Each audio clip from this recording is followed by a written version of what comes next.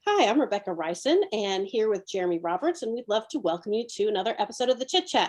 Good to see you. Today we have a great guest, Xavier Vasquez. Let me tell you a little bit more about Xavier. He's the producer and director and head of the video department for the University of Mississippi. He's an 8-year Navy veteran where he served as a Riverine overseas. He's also served as an award-winning creative director for Fresh on Monday Productions, as well as executive producer for the Sinclair Broadcast Group CBS4 affiliate in his hometown of El Paso, Texas.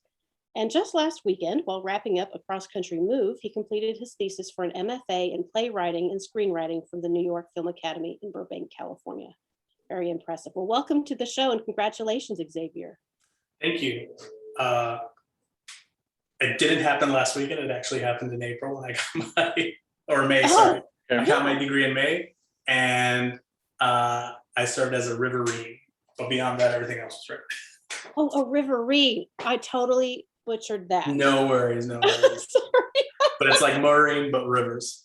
Okay. Yeah, my basic, when everybody asks me what we do, and it's like, well, we save Marines. So that's our base. Marines hate that joke, but that's what we do. That is, if I can butcher something, I totally will in an intro. No worries. Well, tell us about your role as a producer and director. We'd love to hear more about your role here at the university in marketing and communications. And curious, what does your typical day look like? Awesome. Well, so we have two levels of producer director. We have producer director 1, producer director 2. So depending on your definition of fun, is which one you think is more fun. So producer director 1s, they are my cinematographers. They are my videographers, sound guys, anything you can think of that comes into the production process. They are the heads of that. So I'll backtrack a little bit.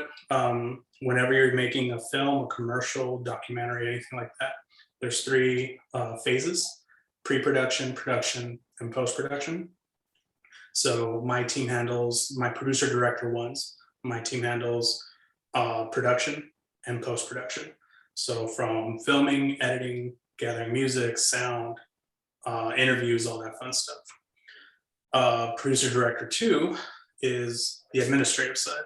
So once you've done everything you can within that spectrum, you have to move up and become the paper pusher. So if you're a very organized person, which when it comes to my job, I'm very organized. The rest of my life, I'm not.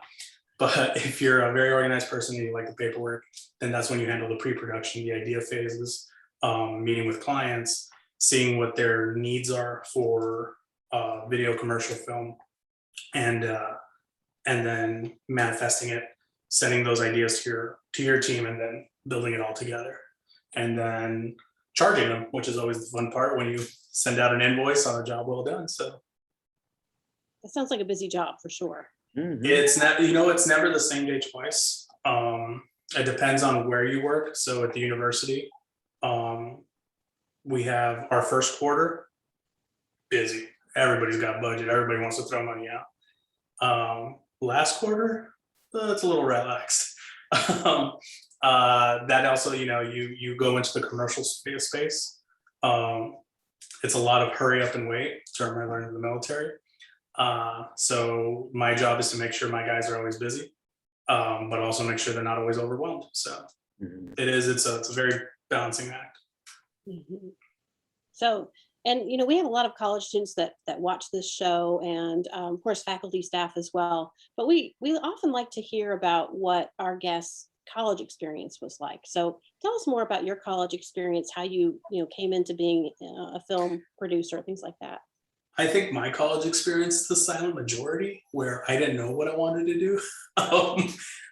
So my college, so I started doing film, and this might date me a little.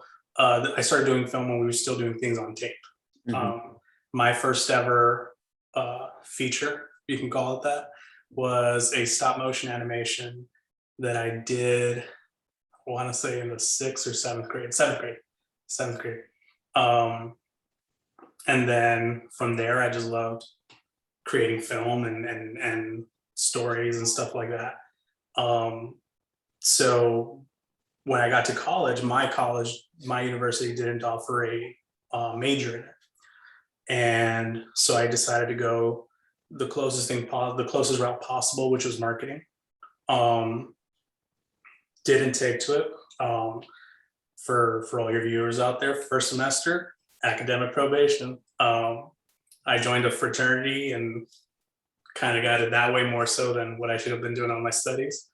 So went on academic probation, kind of figured out that, hey, you're first generation college student in America, like you may not, if you don't graduate, you're not going to live, like mom's going to kill you. So buckle up, get in it. And so I was supposed to graduate. So I started college in 2004, supposed to graduate in 2008. For your viewers that do remember 2008, that's the economic burst. So my parents' company was not immune to that. So last year college, had to pay for it somehow. So ended up going into the Navy.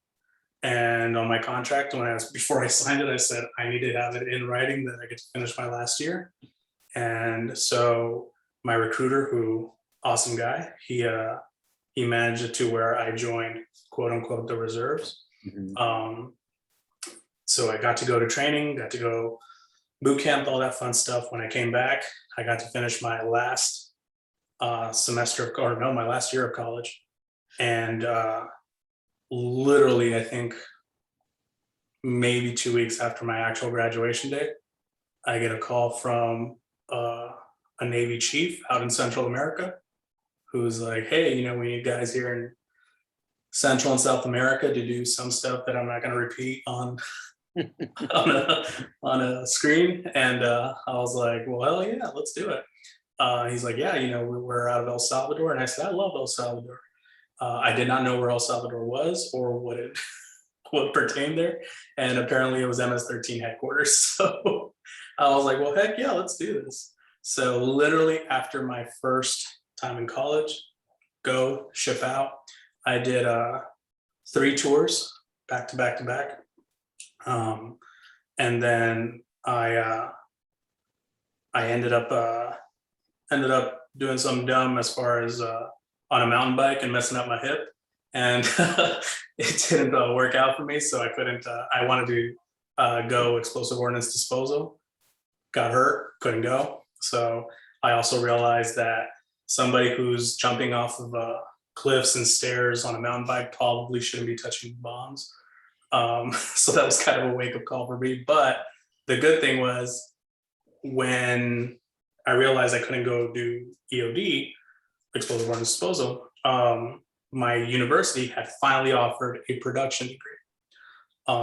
So now the production degree is coming out of the GI Bill. So I'm like, let's do this. Mm-hmm. So found something I enjoyed. One thing that I really appreciate about my professor at the time is he wasn't about making films so much as making commercial production to make money. In other words, his big philosophy was there is no honor in being a starving artist. Find a way to sustain yourself with your skills so that you can pursue your art. Mm-hmm. So I did that from 2014 to 2015. The cool thing about that is once you go overseas in the military and you go experience the world and some of the horrifying things, you realize college isn't really that hard. So I went from going to academic probation my first semester freshman year to being on Dean's list once I got back. So I did that, and then I went off to CBS 4, where I did the commercial production for the TV station, and that was fun. That was phenomenal. Learned a lot there, but then I also decided to start my own company, my own production company with my brother and best friend. And it's really cool when you don't have money because you need to learn everything because you can't hire somebody who knows how to do it. So from my company, I learned graphics, I learned production, I learned storytelling, I learned everything, how to hold the light properly, how to color things, how to do everything. I mean, you had to learn these skills. The one skill that I didn't hone, that I should have honed from the beginning, because my brother's the one who brought it up. He says, you're a really good writer. You should really pursue, like that's a skill that you should hone. So 2018, I'm really focusing on my personal company. And then in 2019, I decided to apply to the New York Film Academy. So the cool thing about the New York Film Academy is, number one, it's based in LA. Number two, it's one of the top 5 schools for writing, for screenwriting specifically. And every single one of the professors, their criteria is not so much a PhD or an MFA. It is, for that school specifically, is to be working in the industry. Mm-hmm. So you have to be a writer, you have to be an actor, you have to be a cinematographer. So I learned writing from writers from Mad Men, from Orange is the New Black. And I'm looking at these people, and the best part is, you're listening to your professor who's writing, they tell you they're writing for a character who's Orange is the New Black, just tatted up, just, menacing, murdering character. And she's like the sweetest young lady ever. And you're just like, oh my God, you write for that character? You're like, oh yeah, that's how I get it out. So went there again, graduated, I believe summa cum laude. So again, I think my long story, to answer your question, it was an evolving experience. And as you can see, and I think the premise of the show is, academic probation is not the end of the world. Mm-hmm. So going back to academic probation, what advice do you have for college students who are actually on academic probation? So I know it's cliche, but it is a wake-up call. Mm-hmm. And it's not necessarily a negative wake-up call. It's basically you finding out the hard way whether you want this or not. Mm-hmm. And there's no right or wrong answer for it. I know I work at a university, and I know my life has revolved in one way or another around academia. But if this isn't for you, maybe that's the way you find out. Now, the way I found out is I went to a really bad place. The Navy didn't send me to nice places, let's just put it that way. And I realized this isn't that hard, this isn't that bad, and this is actually nice. If all you're asking me is to turn in a project, turn in a piece of paper with my ideas on it, and you give me a grade, that's great. But for some people, and I have plenty of friends who, they didn't take the academic route. I have a friend who was a Navy SEAL. That guy, he works with some of the most sophisticated equipment, some of the most sophisticated ordnance, never stepped foot in college. And he's straight up from the get-go, this isn't for me. I've had friends who gave it a semester. They did amazing, but because they had that alpha brain mentality of like, I need to succeed at everything I do, and then they didn't want to do it. And I mean, that's not a bad thing. So academic probation is not you failing. It's you coming to a crossroads where, do you want this? And if you don't, what is it that you want? Don't be a professional useless person either, but figure out what it is that you want. And if this is what you want, then all this became is a hurdle. And you're on the path that you started on. Did you take a little detour? Absolutely.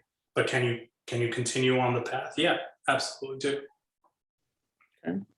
So for those who are wanting to get a degree in film, what advice do you have for them? Don't. No, I'm just joking. It's very simple. So the way I tell people, I've heard 2 sides of the spectrum. Mm-hmm. I've heard follow your passion, and then I've heard find what you're good at and then work at that. Obviously, follow your passion are film students. Do what you're good at is like my friends who were accounting. Like, I'm sorry, one of my best friends did not play accountant in the backyard as a 6-year-old. Like, we can throw that out there. I think I'm somewhere in the middle, in the sense that find what you're good at, or find your passion, and then find what side of it you're good at, and people are willing to pay for that. So when it comes to film, no one's going to pay you for your film right off the bat. unless your last name is already Spielberg, Tarantino, Bay, ain't gonna happen. Let's just assume those are not your names. But there is an aspect of filmmaking, the creative aspect, that a lot of commercial productions are lacking. Now, commercial production, when it comes to the creative realm, is a little daunting. It is a little tiring, but it pays. So when it comes to getting the degree, the specific piece of paper, what I tell people is this: if you want to pursue film, pursue it, but find what pays you and do that while you're pursuing your film. And when it comes to a degree, do you need a film degree to do films? No, absolutely not. You do not need a degree. What you do need, though, and this is where I kind of let people know, you need a space to fail. When it comes to films, like big budget films, multi-million-dollar films, ain't no one gonna give you a chance to fail. They're gonna bank on the sure thing. But when you go and pursue film degrees, or when you go to film school, it's a chance to fail. It's a chance to get to work hard at something, finish a final product that you think is your baby, and then have someone tear it to shreds. And then you figure out, how I evolve my skill, how do I hone it to do better and to do better at this craft. So do you need a degree in film? No. Do you need a space where you can fail? Yes. Now, if you don't have, $30 million to fund your own feature film, maybe film school will be a good choice for you. But at the end of the day, understand that no one's paying you for the piece of paper. They're paying you for the skill. They're paying you for the skill set that you're going to get from there. So I would always say, pursue it, but find the commercial angle to it. Find a way to get paid to do this. Okay. So we do have a fun part of this show that we call the lightning round. This is where we get to know you a little bit more through some personal experiences, which you've given us a lot of already. But just to get to know you a little bit more, we've got 2 other questions for you. Let's do it. First question. Do you have a favorite saying or motto? My favorite saying or motto, I did, and I had studied it, but I totally forgot it as you asked the question.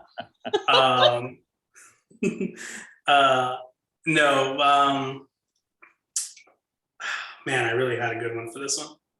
Well, good one for me, the one that I enjoy. So it's kind of cheesy, but it is from, speaking of film and being in the Navy, it is from G.I. Jane. Well, it's not from G.I. Jane, but they do it in G.I. Jane. And it's if y'all remember G.I. Jane, and for those of you who have never seen G.I. Jane, I recommend the film. But it's a motto that the Master Chief says that, and I hope I don't butcher it, but it's from D.H. Lawrence that said, I never, you know what, it's tattooed on my leg, I'm just gonna read it. I never saw a wild thing sorry for itself. A bird will fall from the bough of the tree and never have once felt sorry for itself. And basically what it is, it's you start failing the moment you start having a pity party. The minute you start feeling bad, the minute you start feeling like a failure, you are a failure. It's just a process. Life is a process. If you fail once, the only reason you would fail is because A, you didn't succeed at the project you were doing, and then B, you didn't learn from it.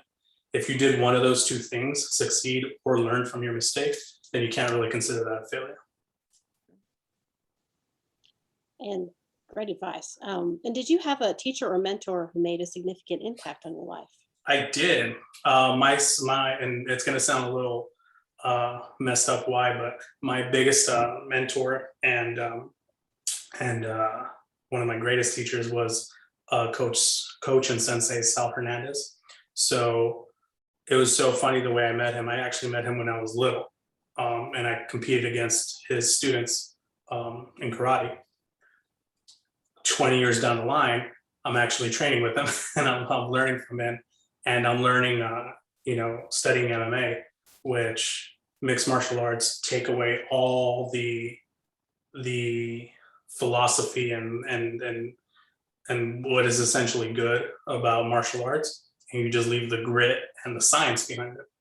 And it was my first time fighting, and he said, "What is your job?" And I'm about to go into this cage. He's like, "What is your job?" And I said, "My job's to win." And he said, "Nope. If you want, I'll throw in the towel right now. Your job is not to win." And I said, "Well, what is my job?" He's like, "You're about to go in there, and this other gentleman is about to go in there, and you're fighting each other." He's like, "Your job is to kill him." I said, "What?"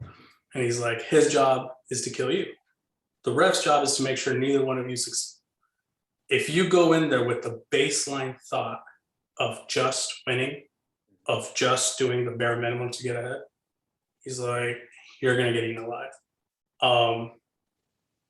I took that, throughout life, and everything that I do is overdone. Another favorite saying is, "Anything worth doing is worth overdoing.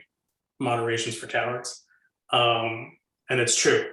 I think when it comes to the work that we've done here, especially for the university, we over deliver, we overdo our work. I do believe moderation's for cowards. I do believe setting a limit is the worst thing you can do. I used to train people, and if I told them 10 push-ups, they would give me 10 push-ups. If I told them, do it until I tell you to stop, all of a sudden we're hitting 30s. I'm like, yeah, you set your own limitation. I'm sorry. Like, and even now, like, for those people that hear me that say, I was like, that I just said, don't follow your passion, follow what you're good at. I hope you say, screw you, dude. I'm gonna still follow my passion. Like, I hope you do. That's why it's your passion. Okay. Well, Xavier, thank you so much for joining us today. We've learned a lot about you. We learned a lot about film, production, your past experiences, and you've given some really good advice for students that we work primarily with, the students who are on academic probation. So we do appreciate that. And we appreciate the time that you took to share that information with our students and hopefully their parents, because they may be watching as well. But that ends another great episode that we have of the Chit Chat. I'm Jeremy Roberts, and for Rebekah Reysen, we ask you to follow us on social media. We're on Facebook, Twitter, Pinterest, Instagram, you name it, we're on it. We'd love to have you a part of it. And until next time, have a good one. Thanks.